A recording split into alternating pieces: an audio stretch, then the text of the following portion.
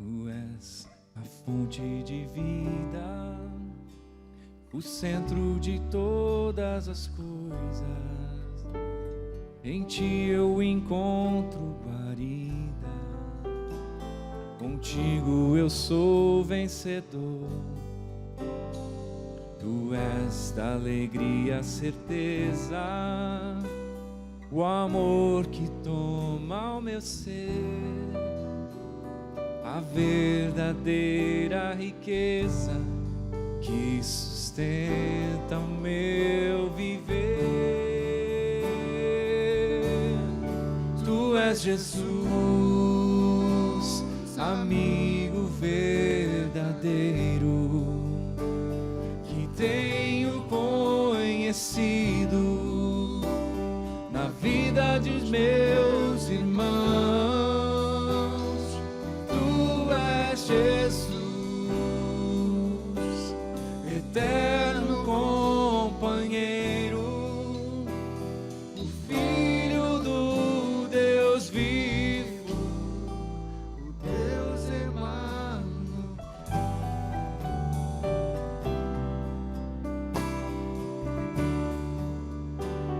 Tu és a mão estendida, o cajado que traz direção,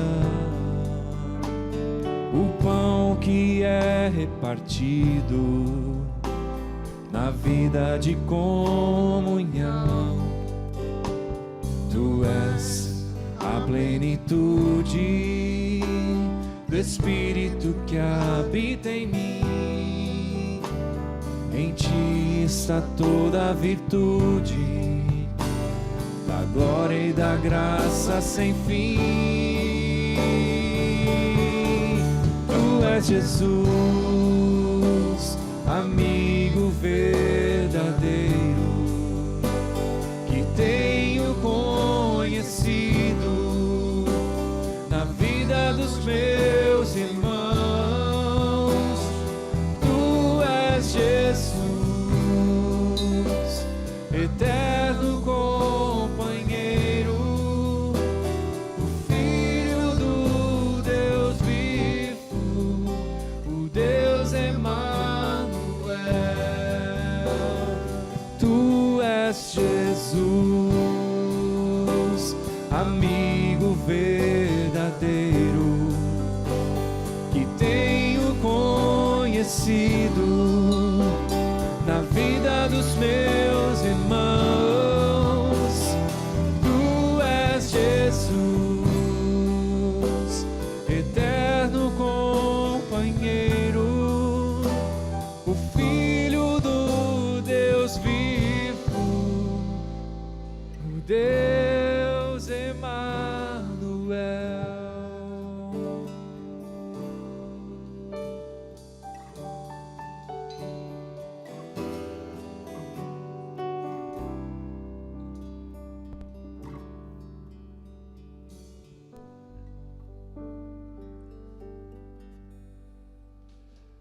Aleluia, que coisa preciosa essa manhã, só exaltando esse Senhor.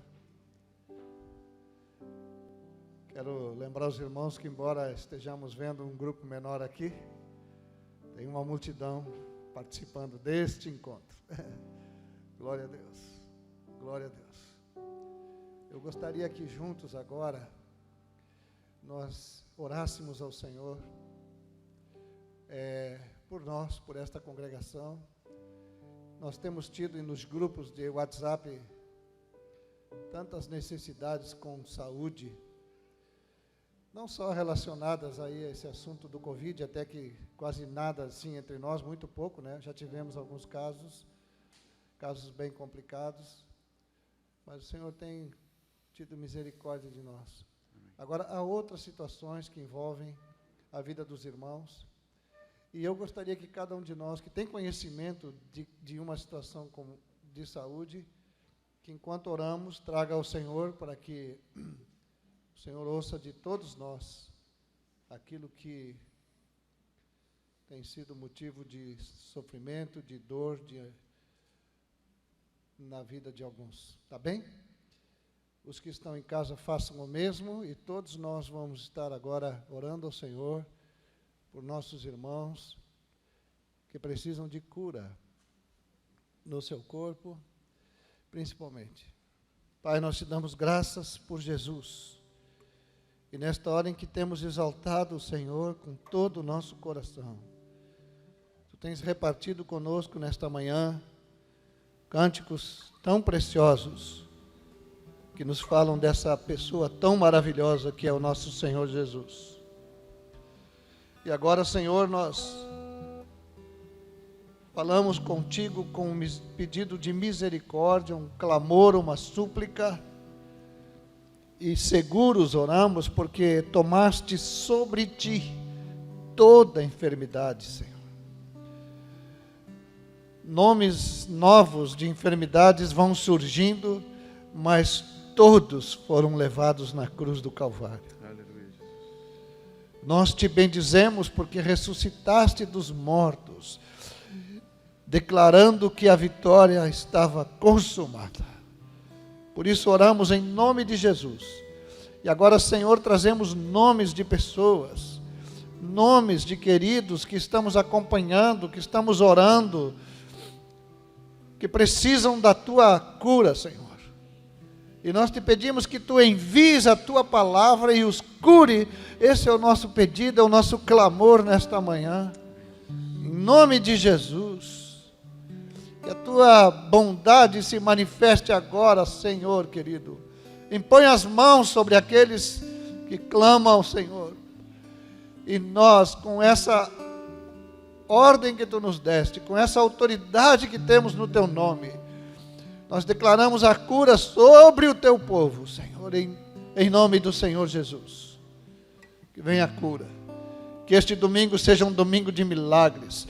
Que seja um domingo em que o testemunho da glória e do poder do Senhor Jesus se manifeste não só aqui, nas casas, em todos os lugares onde estamos lembrando diante de Ti, de queridos nossos que precisam de cura. Nós, nesta manhã em que celebramos o Teu nome, que exaltamos o Teu nome, nós Te damos graças pela certeza que Tu manifesta Teu poder e glória para curar, para libertar. Bendito seja o Teu nome. Bendito seja, Senhor, o Teu nome. O nome da Tua glória. Nós Te adoramos nesta manhã, Senhor Jesus. Obrigado por Teu cuidado conosco, obrigado por Teu cuidado com esta congregação, obrigado pelo Teu cuidado com a Tua igreja nesta cidade, Senhor. Em nome de Jesus. Aleluia. Enquanto o Eduardo pode vir aqui, amado, eu queria só um aviso para os irmãos. Nós já estamos autorizados a receber um pouco mais de pessoas aqui, né? Agora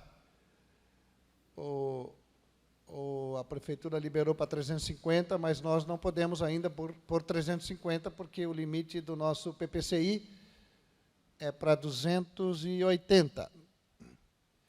E hoje não temos, não sei quantos temos aqui. Mas o que eu queria dizer aos irmãos, os que estão aqui, os que estão ouvindo, que no domingo que vem vamos tomar a ceia de novo juntos aqui neste lugar e nas casas. Que toda a congregação esteja atenta para tomarmos a ceia juntos no domingo que vem. Os que vão estar aqui e os que vão estar em casa, para que a gente possa juntos nos alegrarmos naquela manhã tomando a ceia do Senhor. Tá bem, meus queridos? Glória a Deus por isso. Eu imagino que disseram sim, mas como estão assim com essa... né? Este jovem aqui à minha direita se chama Eduardo Aracaque Júnior. Chegar mais perto de 2 metros, né? Vamos orar por ele. O Senhor colocou no coração dele. A gente costuma dizer que o Senhor colocou no coração do irmão uma palavra para a igreja. Mas eu gosto de pensar que o Senhor colocou no coração dele algo que está lá no coração do Senhor. Então vamos saber o que é que o Senhor tem realmente para nos falar.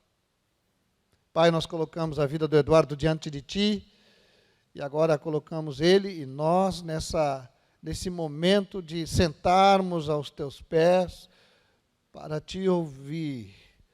Então, não só fala, Senhor, através dele, mas, por favor, Senhor, em cada um de nós, faz com que a tua palavra chegue ali, no lugar onde ela se propõe a chegar, na divisão da alma e do espírito, para que estabeleça o que é teu dentro do nosso coração, Senhor. Em nome de Jesus nós oramos. Amém.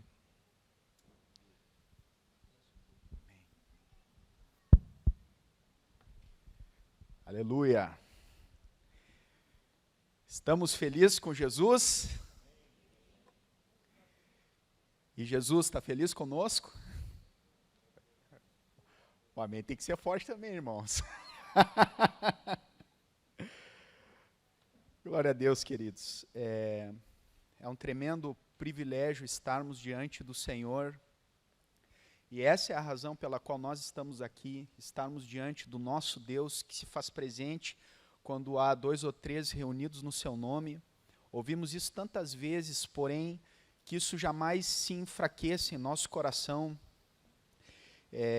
E algo que o Senhor colocou no meu coração é sobre sua palavra, e eu queria começar meditando sobre sua santidade.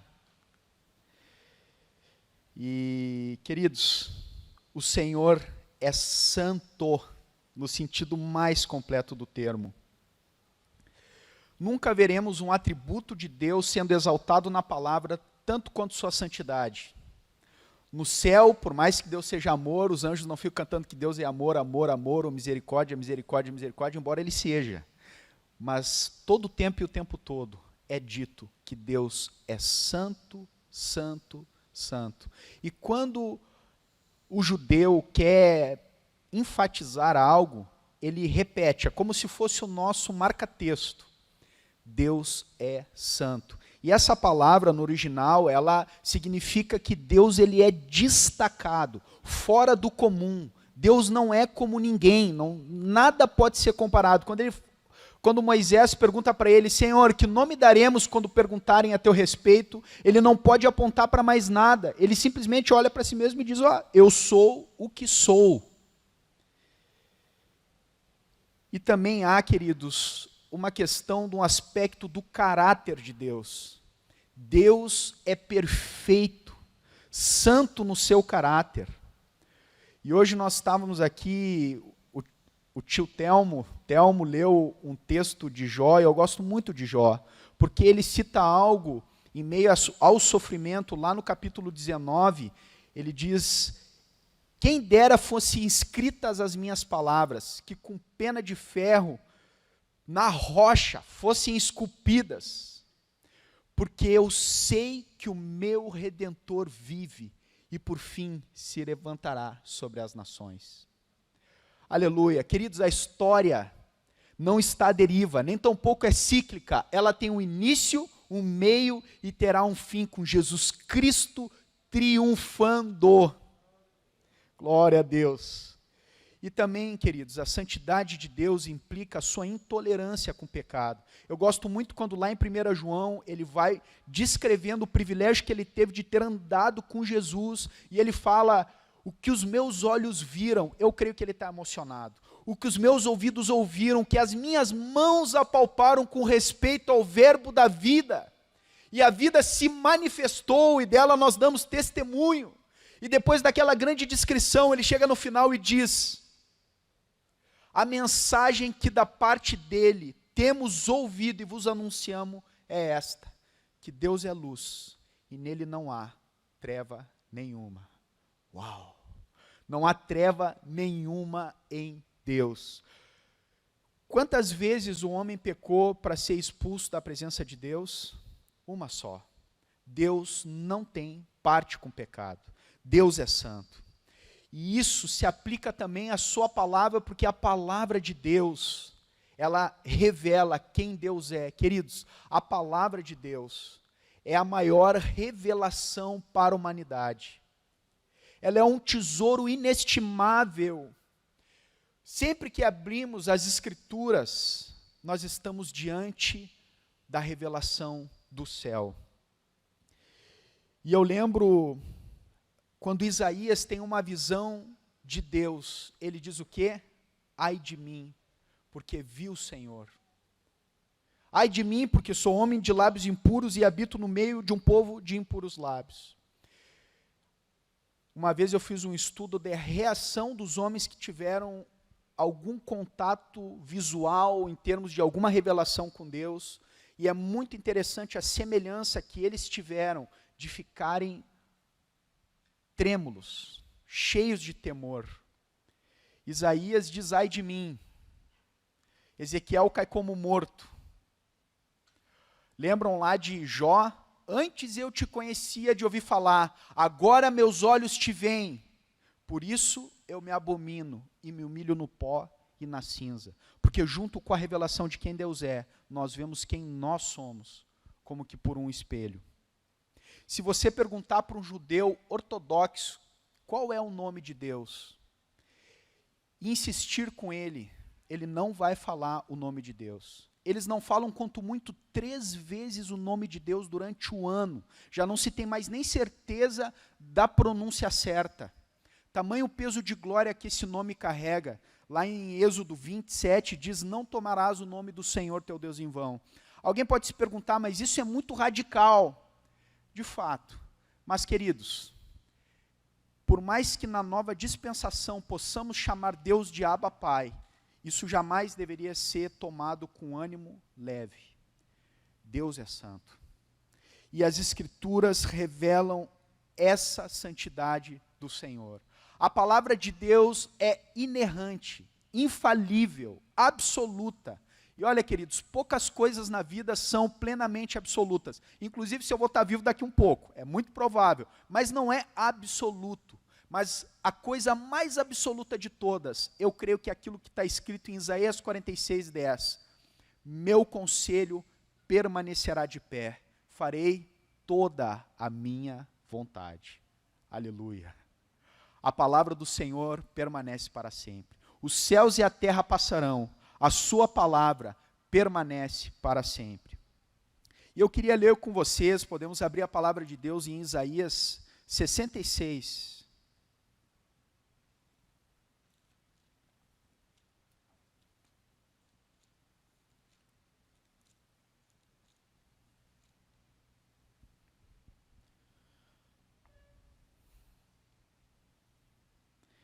A palavra diz assim, versículo 1. Assim diz o Senhor, o céu é o meu trono, e a terra é o estrado dos meus pés. Que casa então vocês poderiam construir para mim? Ou que lugar para o meu repouso? Porque a minha mão fez todas estas coisas e todas vieram a existir, diz o Senhor. Mas eis para quem olharei. O aflito e abatido de espírito, e o que treme da minha palavra. O homem para quem Deus olha é aquele que treme da sua palavra. Não apenas que lê, não apenas que conhece, não apenas que gosta, mas é uma atitude de coração do temor para com o Senhor. A intimidade do Senhor é para os que o temem. Queridos, sempre houve na história da igreja avivamento, restauração, reformas, quando o povo começou a tremer da palavra do Senhor. Respeitar a palavra do Senhor. E essa palavra Deus tocou no meu coração, porque desde o início o que o diabo usou para trazer os seus enganos eram distorções da própria palavra de Deus. Era a partir dali que o diabo começava astutamente querer afastar o homem da verdade. E não foi diferente com o próprio Jesus. E nós vivemos dias como sempre, porém como agora, onde a palavra de Deus tem sido fortemente atacada. O diabo tem buscado distorcer, criando sofismas a partir da verdade, para nos afastar disso. Porém, nós temos que ter uma atitude, queridos. E a primeira atitude que eu creio que nós temos que ter é de tremermos diante da palavra do Senhor. Lá em Hebreus, a palavra fala que foi o universo formado pela palavra de Deus. É interessante como a terra está posta numa simetria exata para que possa ter vida na terra. O eixo da terra, a distância do sol, a distância da lua, tudo funciona em harmonia pelo poder da palavra de Deus. Pela palavra de Deus, do nada se fez tudo. Deus falou e tudo se fez. De sorte que as coisas vieram a existir daquilo que não existia, não se via, dizem Hebreus. Uau! Esse é o nosso Deus, queridos. A palavra de Deus é poder. Lá em Romanos 1,17 diz: eu não me envergonho do Evangelho, porque ele é o poder para a salvação de todo aquele que crê. Não é um conceito humano, é poder de Deus. Por isso, queridos, nós temos que ter uma atitude de reverência com relação às palavras do Senhor. O homem para quem ele olha é aquele que treme de sua palavra.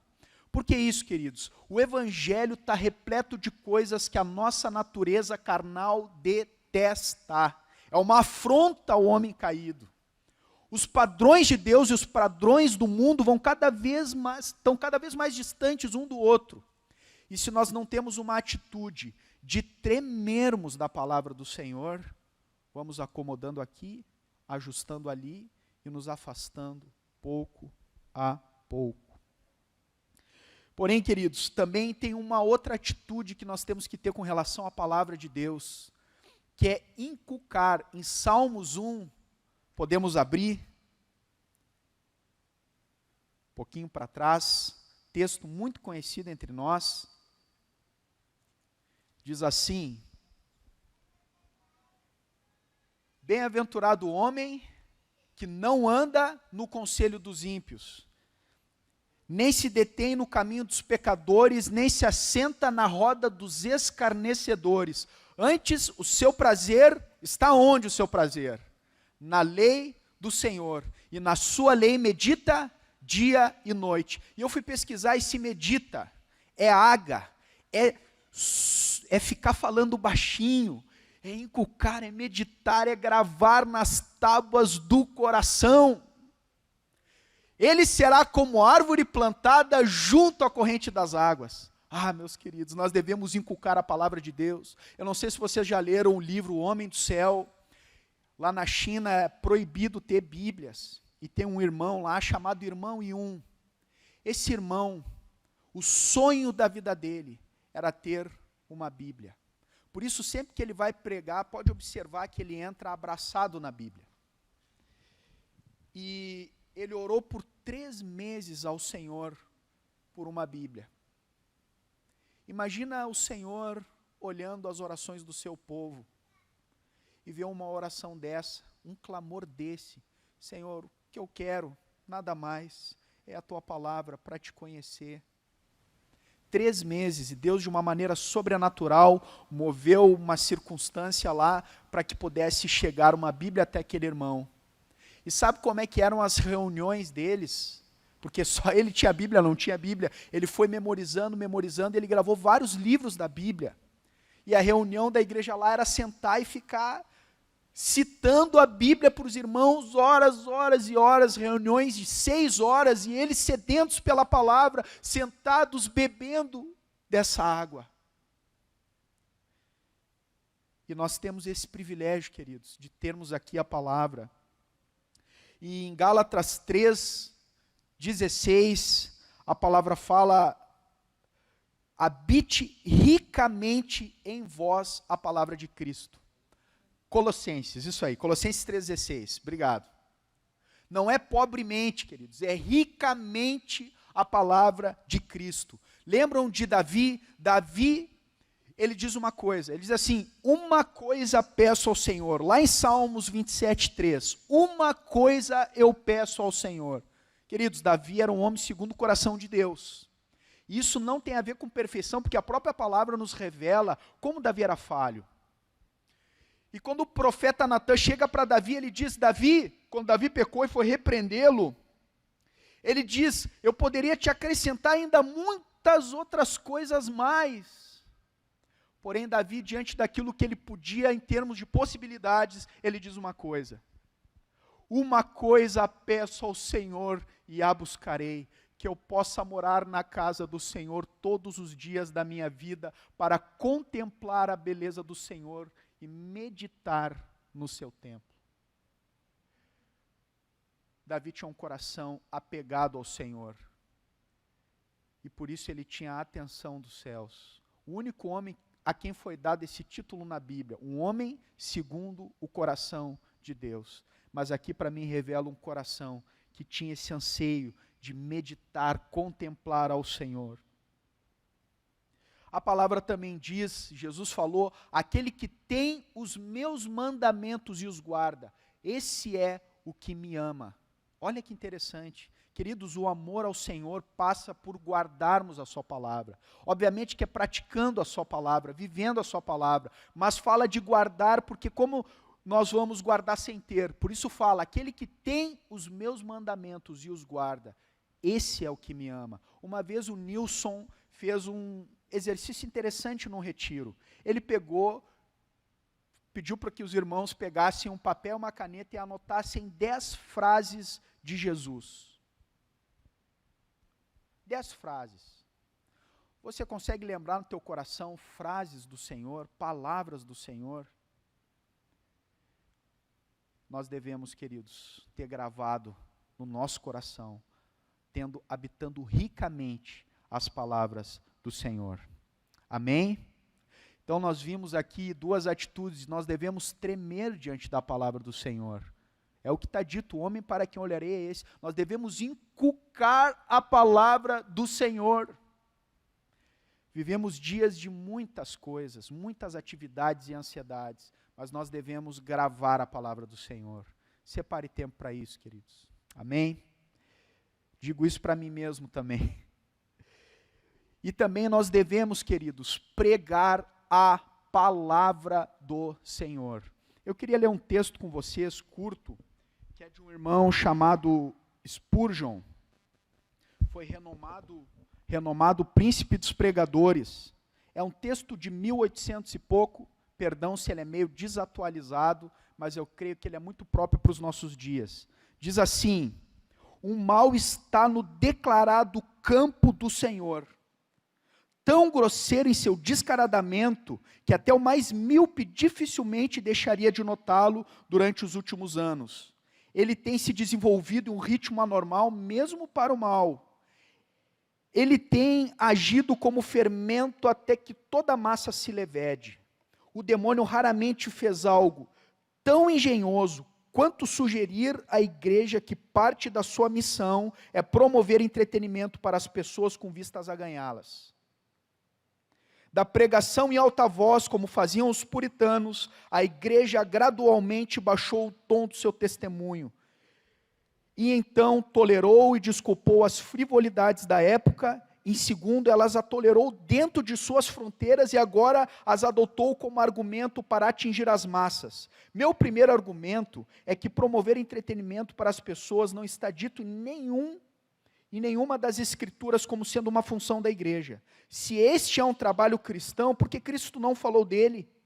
Ide por todo o mundo, pregai o evangelho a toda a criatura. Marcos 16:15. Isto está suficientemente claro. Assim teria sido se ele tivesse adicionado e proporcione divertimento para aqueles que não têm prazer no evangelho. Nenhuma destas palavras, contudo, são encontradas, não parecem ter-lhe ocorrido. Então, novamente, ele mesmo deu uns para apóstolos, outros para profetas, outros para evangelistas, outros para pastores e mestres, para a obra do ministério.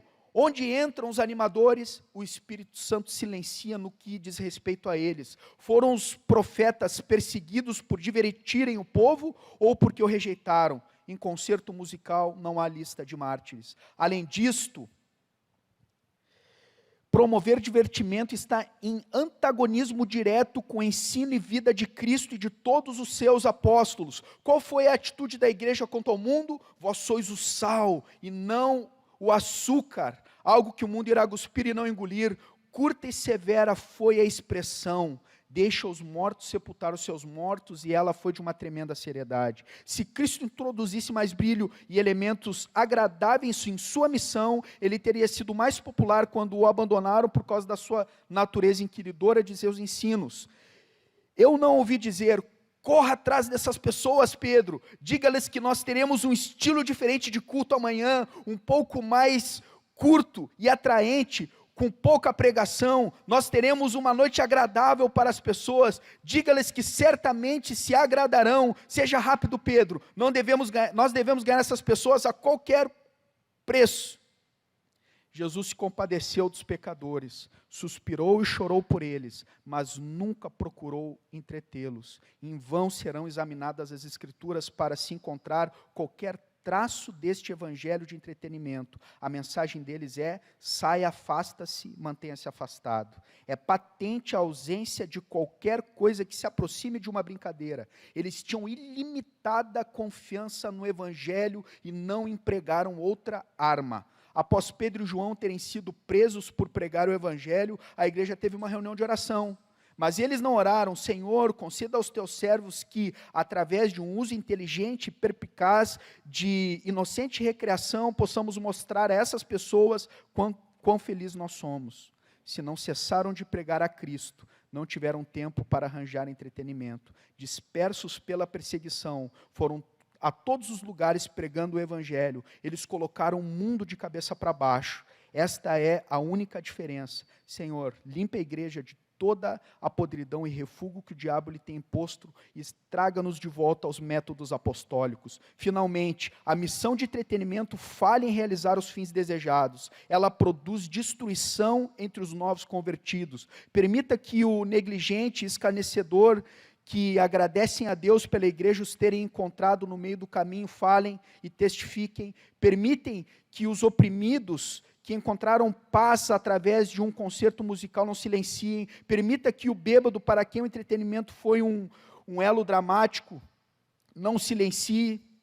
Ninguém irá responder. A missão de entretenimento não produz convertidos. A necessidade imediata para o ministério nos dias de hoje é crer na sabedoria combinada à verdadeira espiritualidade, uma brotando da outra como fruto da mesma raiz. A necessidade é de doutrina bíblica, de tal forma entendida e sentida, que coloquem os homens em fogo. 1864. Tem misericórdia, Senhor. Tem misericórdia, Senhor. Inclina o nosso coração para te temermos, não tomarmos o teu nome em vão. Tua palavra diz que no final dos tempos as pessoas se recusariam a dar ouvidos à verdade, se entregando a fábulas, a falsos ensinos. Porém, Senhor, nós queremos bradar bem alto a verdade do Teu Evangelho, para que as pessoas possam conhecer o Deus maravilhoso que Tu és, e se converterem dos seus maus caminhos, a Ti, que és o único Deus verdadeiro. Ajuda-nos, Senhor, em nome de Jesus. Nós devemos, queridos, pregar a palavra de Deus, a palavra de Deus. Em Apocalipse 22, 18 e 19, diz que aquele que acrescenta ao livro de Apocalipse será acrescentado os flagelos, e aquele que retirar palavras do livro de Apocalipse será retirado a sua parte da árvore da vida e das bênçãos que nos espera. O que se dirá daquele que acrescenta ou tira do evangelho todo? Nós temos, queridos, uma responsabilidade preciosa e gloriosa. Nos foi confiado uma mensagem de poder para pregá-la como ela é, e somente como ela é, essa semente preciosa que vai produzir discípulos verdadeiros. Paulo chega ao ponto de dizer: se um anjo descer do céu, já pensou ouvir um evangelho de um anjo? Se um anjo te aparecer, pode ter asas grandes, pode ter uma auréola na cabeça, em cima. Se ele pregar evangelho que vá além do que está nas Escrituras, Paulo diz: qualquer que pregue evangelho além do que temos pregado, seja anátema. Olha o cuidado do Senhor.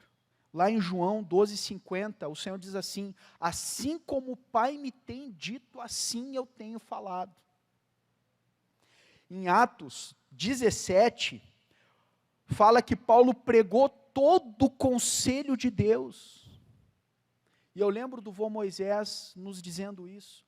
Que bom que nós não somos a igreja da oração, ou a igreja da palavra.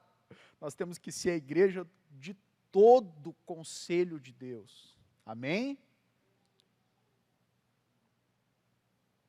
Lembram quando Paulo prega para Félix, a ponto de Félix ficar amedrontado? Paulo era encarcerado, e aquele homem lá de alta posição ficou amedrontado com as palavras de Paulo, quando ele discorria acerca da justiça, do domínio próprio e do juízo.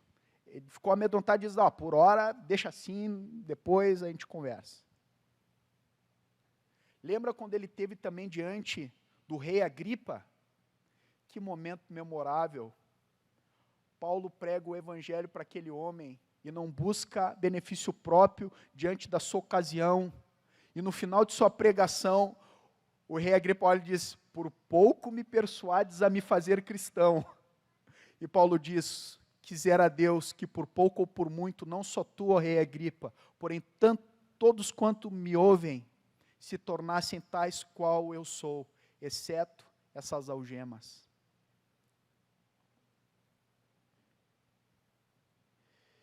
Porém, queridos, desde o tempo de Paulo, nós vemos pessoas distorcendo o evangelho. Lá na igreja da Galácia, nós vemos pessoas acrescentando e tirando partes do evangelho para não serem rejeitados por causa da cruz de Cristo, da sua identificação como discípulos de Jesus. E diz lá em Gálatas 6,12, todos os que querem ostentar-se na carne, esses vos constrangem a vos circuncidares somente para não serem perseguidos por causa da cruz de Cristo. Porém lá no 14 ele diz assim: mas longe esteja de mim gloriar-me, senão na cruz de nosso Senhor Jesus Cristo, na qual o mundo está crucificado para mim, e eu para o mundo. Bênção sem renúncias, promessa sem condições, salvação sem santificação, pecado, inferno, caminho estreito, Deus me livre, Cristo sem cruz é o brado nas entrelinhas do falso evangelho pregado. Longe de nós está o engano, 99% água pura e 1% esgoto nós não tomaremos. Vivamos e preguemos o evangelho todo, na graça e dependência do Espírito. Uniremos a nossa voz e coração com os nossos amados irmãos do passado, reformadores, mártires, missionários, avivalistas, que nos entregaram uma Bíblia manchada de sangue, para jamais nos esquecermos daquele que derramou seu sangue para nos redimir de todo pecado.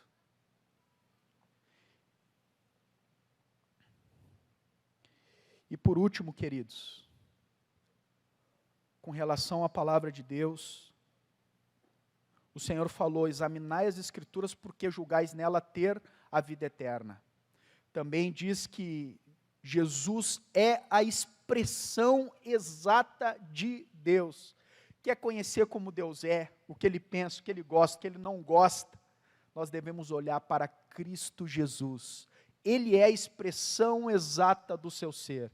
E a palavra diz lá em 2 Coríntios 3,18, e todos nós com o rosto desvendado, nesse contexto está falando da glória de Moisés, que Moisés ia lá no monte e voltava com o rosto brilhando da comunhão com Deus. Já parou para pensar numa cena dessa? Porém ele colocava um véu para não mostrar para os outros que a sua glória se desvanecia. Ia se indo, se esvaindo.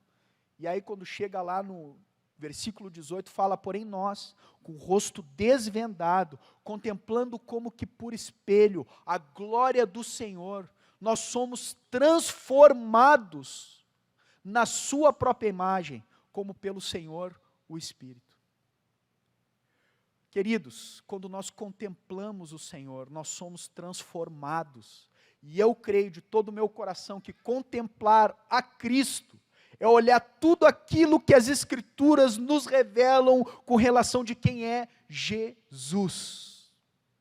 Se deixem apaixonar por cada vírgula, aquilo que sabemos, entendemos, o que nós não entendemos. Cada vez que nós estamos diante da palavra do Senhor, nós estamos aqui buscando um relacionamento com Deus. Não saber sobre Deus, conhecê-lo, relacionar-se com Ele. Eu lembro que quando eu fui batizado no Espírito Santo, 2005, início de 2005, tinha saído do centro de recuperação, algo que ardeu no meu coração, foi um brilho pela Bíblia. Eu li o Novo Testamento, se eu não me engano, em uma semana, e eu passei a desejar conhecê-lo. E quantas vezes, queridos, nos momentos de lutas, tribulações, o que ancora a nossa fé é a palavra do Senhor. Quando as circunstâncias vêm e nós não sabemos como unir o que nós estamos sentindo e passando com as verdades de Deus, a espada do Espírito é a palavra do Senhor.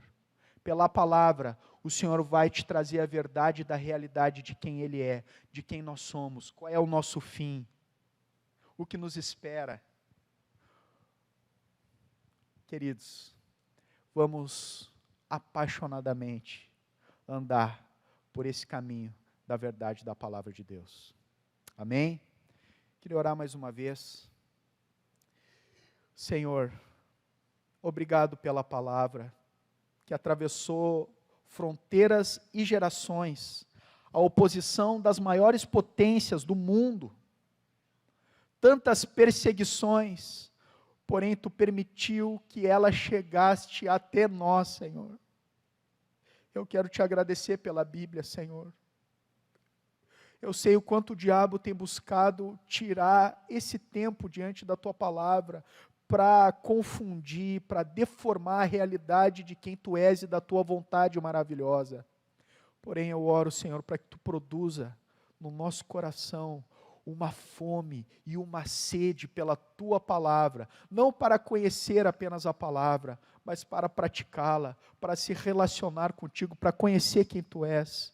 Ajuda-nos, Senhor, a esses dias de tanto barulho, tanta ansiedade, tantas atividades, que nenhuma dessas coisas, por mais lícitas que sejam, nos roubem daquilo que é a maior prioridade de todas, a nossa comunhão contigo.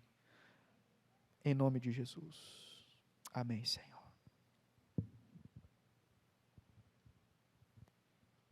Obrigado, Eduardo. Tenho certeza que aquilo que está no teu coração estava no coração de Deus. E deve estar no nosso coração. O Senhor trouxe uma palavra muito séria, que nos leva a temê-lo, pois esse sempre foi o desejo do Senhor.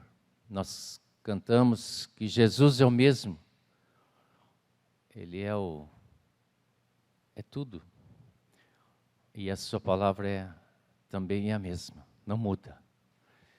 E nós temos uma advertência de Jesus e dos apóstolos que no fim dos tempos haverão falsos mestres que vão distorcer essa palavra.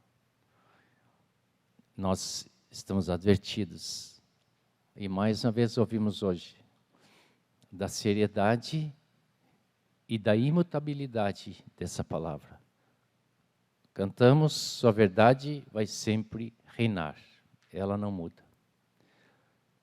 Vamos meditar nisso, para que isso transforme nossa vida interior, a nossa relação com Deus, a santidade dEle. Muita alegria de poder estar juntos, e um bom domingo a todos, que possam se alegrar no Senhor, e as casas sejam fortalecidas na vida abundante que o Senhor Jesus veio trazer. Amém? Deus abençoe. Sei que gostaria de dizer, um dia eu vou dizer, abracem seus irmãos. Mas vai chegar o dia. E o dia eterno é esse que nunca mais nós nos separaremos. Aleluia. Amém.